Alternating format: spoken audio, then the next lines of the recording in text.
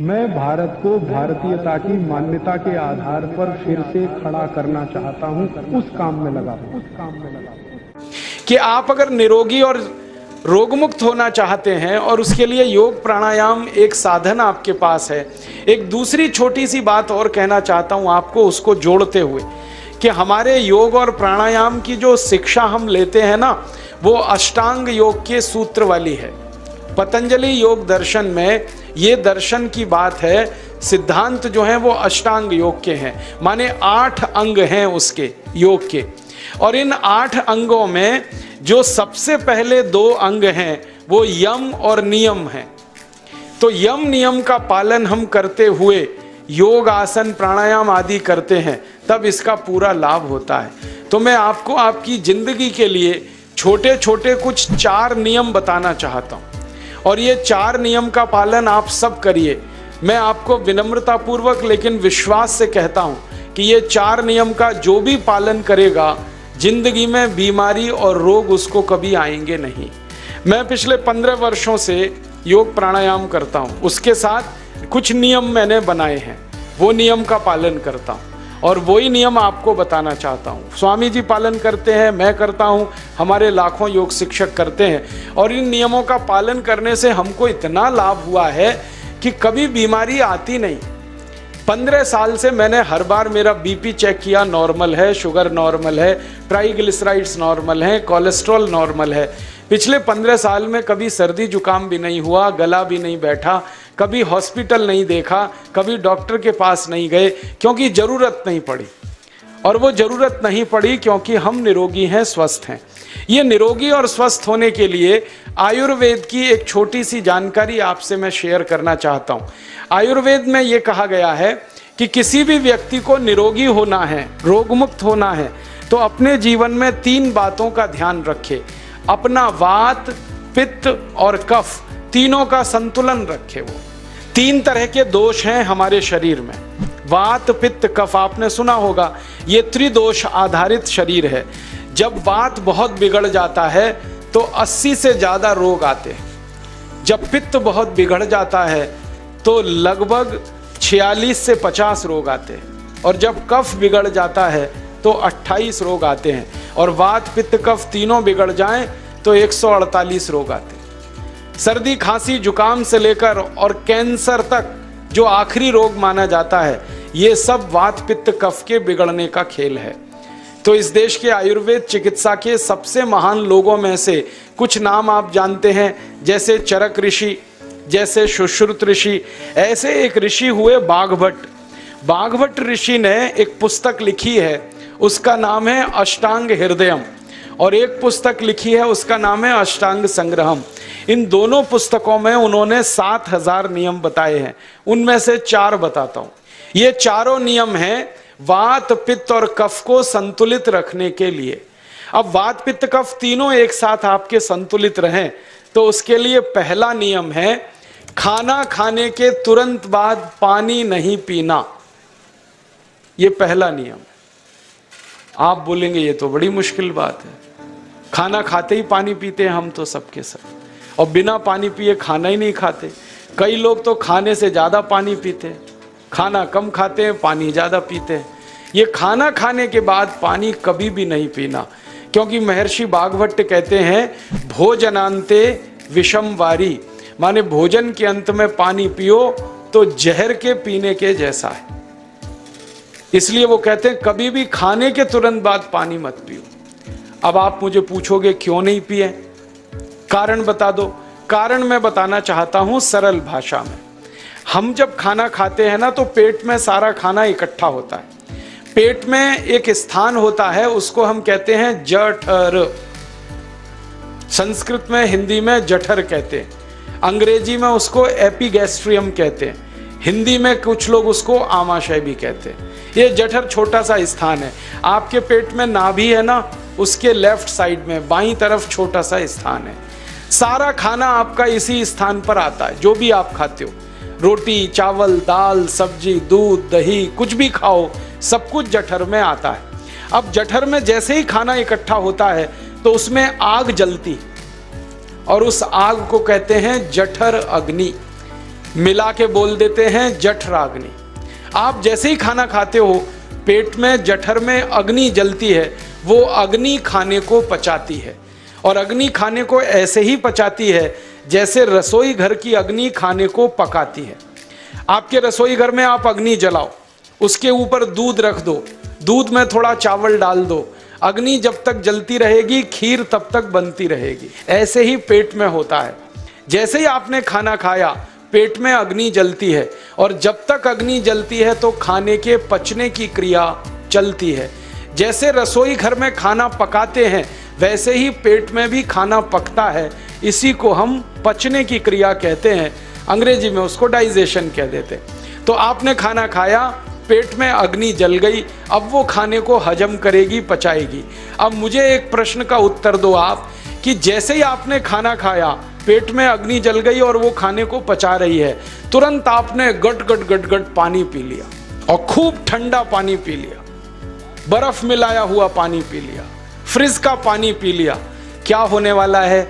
अग्नि जलेगी कि बुझेगी? अग्नि के ऊपर पानी डालो तो अग्नि और पानी की दोस्ती नहीं है, दुश्मनी है। पानी अग्नि को बुझा देता है। तो आपने खाना खाया, अग्नि जली, पीछे से गटगट पानी पी लिया, अब अग्नि शांत हो गई, अब खाना पचेगा नहीं, तो वो पेट में पड़ा पड़ा सड़ेगा, और सड़ा हुआ खाना 100 से ज़्यादा विष पैदा करेगा, और वो 100 विष आपकी जिंदगी को नरक बना देंगे, और जिंदगी भर आप बीमार पड़े रहेंगे। आपको मालूम है, कई लोग कहते हैं मुझे पेट में बहुत गैस बनती है। ये गैस उन्हीं को बनती है जिनका खाना हजम नहीं होता। कोई लोग कहते हैं कि मुझे पेट में जलन होती है, ये जलन उन्हीं को होती है जिनका खाना पचता नहीं।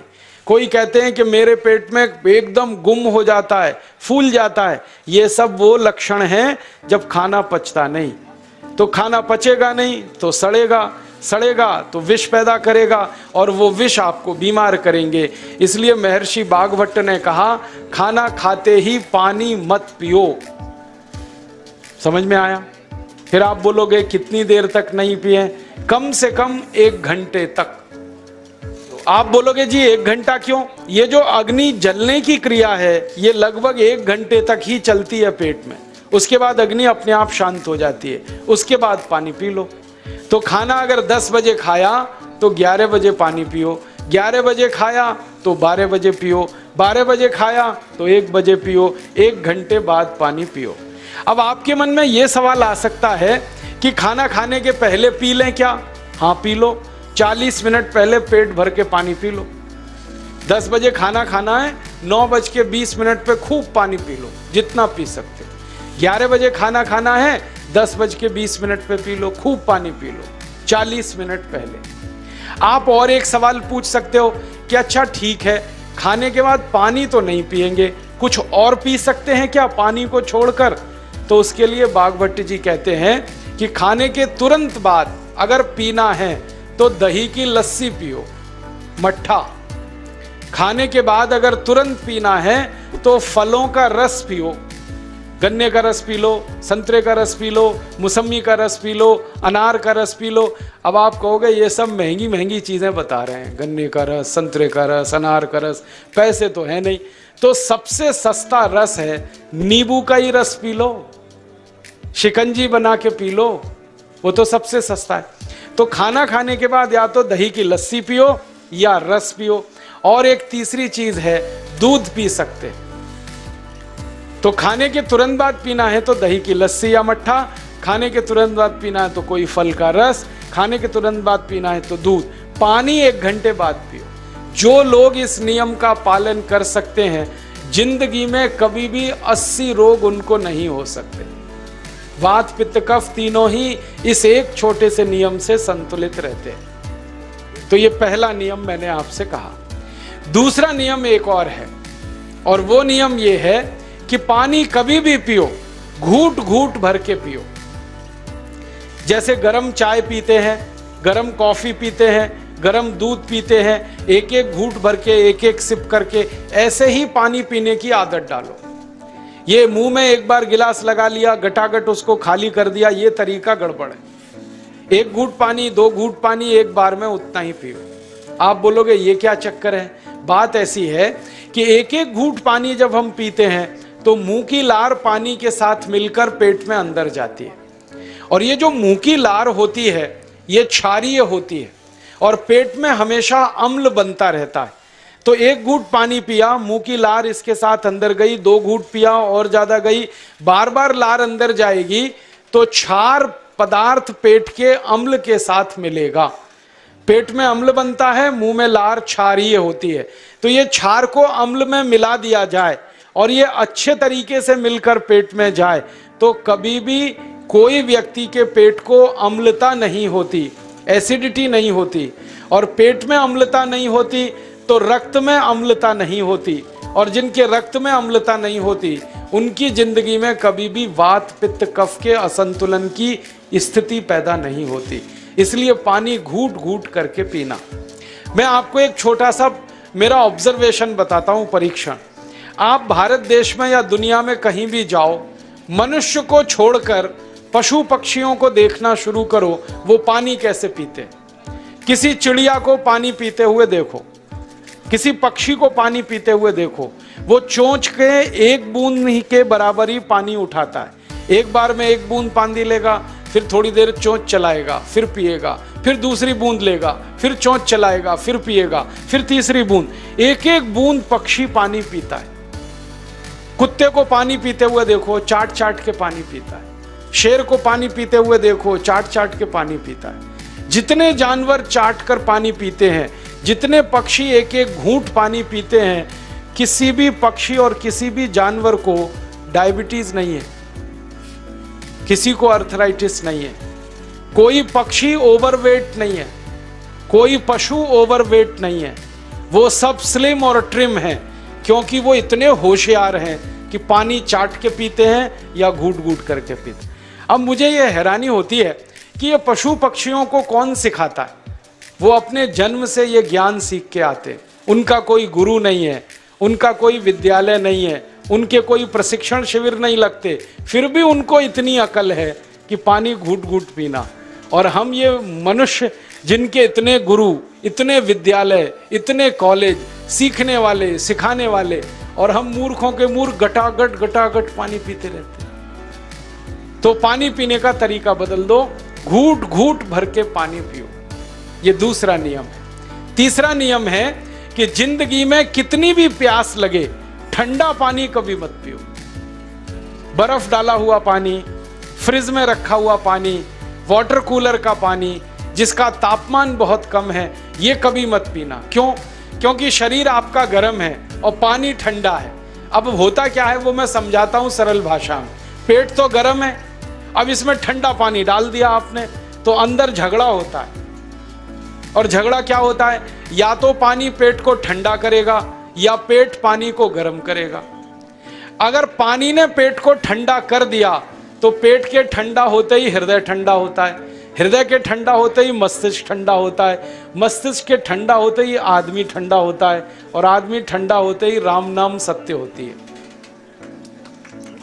आपको मालूम है जब शरीर ठंडा पड़ जाता है तो घर में भी नहीं रखते, निकाल के बाहर सड़क पर रख देते। जो घर आपने बनाया अपनी मेहनत से, शरीर के ठंडा पड़ते ही निकाल बाहर करते हैं उस घर में से, और फिर चिल्लाने लगते हैं लेके जाओ, जल्दी लेके जाओ, इसको जला के आओ। माने ठंडे शरीर की इज्जत नहीं है। तो ठंडा पानी क्यों पी रहे हो भाई? बंद कर दो। कोई जानवर ठंडा पानी नहीं पीता, कोई पक्षी नहीं पीता।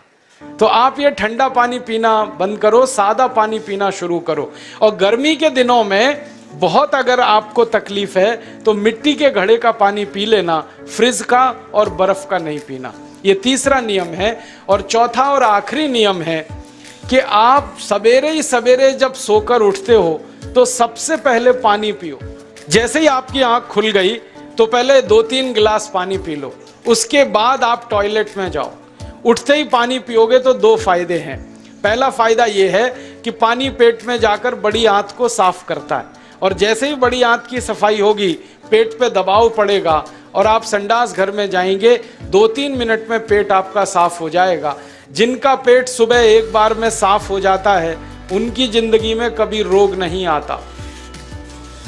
इसलिए सुबह सुबह उठते ही पेट साफ होना जरूरी है। और उठते ही पानी पियोगे तो मुंह की जो लार है वो पानी के साथ मिलकर अंदर जाएगी। सुबह पेट में एसिड की मात्रा ज़्यादा होती है, इसलिए लार का पेट में जाना बहुत ज़रूरी है। इसलिए सुबह उठते ही पानी पीना बहुत ज़रूरी है। ये 4 नियम हैं आयुर्वेद के। पहला नियम, खाना खाने के 1 घंटे बाद पानी पीना। दूसरा नियम, पानी को हमेशा घूट घूट भर के पीना। तीसरा नियम, कभी भी जिंदगी में ठंडा पानी नहीं पीना। और चौथा और आखिरी नियम, सवेरे उठते ही सबसे पहले पानी पीना। 4 नियमों का पालन जो भी अपने जीवन में कर सकता है वो वात पित्त कफ तीनों को संतुलित रख सकता है। और जिसका वात पित्त कफ संतुलित है उसके जीवन में बीमारी नहीं आती है। और जो बीमार नहीं पड़ते हैं वो स्वस्थ और तंदुरुस्त और सुखी रहते हैं। उनकी जिंदगी का खर्चा कम होता है और देश का भी बहुत सारा पैसा बचता है।